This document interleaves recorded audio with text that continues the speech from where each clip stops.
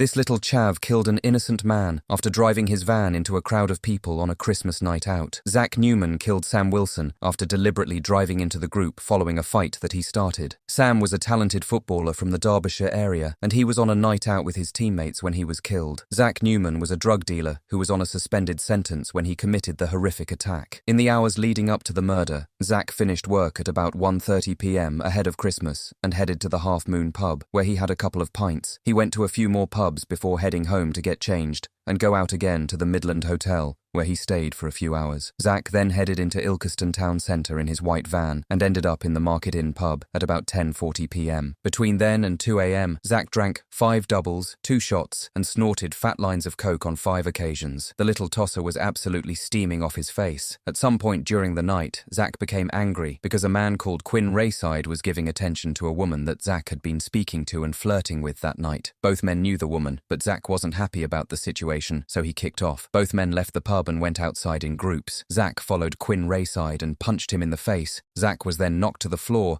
and a few people jumped in and gave him a few digs as he'd been a nuisance all night. At no point during this confrontation was Sam Wilson involved. He was in fact part of a different group of people that night. After being escorted away from the fight, Zac Newman went to his van and drove it back to the marketplace. Instead of finding the people who had beat him up, the little tramp drove into a random group of people that were waiting for a taxi, which included Sam Wilson and his friends. 2 of Sam's friends were also hit by the van, and they suffered cuts, grazes and bruises. Sam wasn't so lucky, unfortunately. He was knocked down by the van. Zac Newman then drove over him and dragged him along the marketplace under the vehicle as he gathered speed before leaving him at the top of the road. Paramedics were called and did all they could to save him, but Sam Wilson was pronounced dead at the scene. He suffered multiple injuries, but the cause of death was trauma to the chest, which fractured his rib cage and caused his lungs to collapse. Zac Newman drove home, where he was arrested shortly afterwards by police officers. He was interviewed 5 times without making any comment, and then finally made a statement, admitting that he drove the vehicle, but that he was unaware he had struck anyone and had no intention of killing or wounding anyone. In court in July 2024, Zac Newman was found guilty of murder. He was jailed for life to serve a minimum term of 24 years. Follow the page and leave a comment on any other criminal cases you'd like to see on the channel.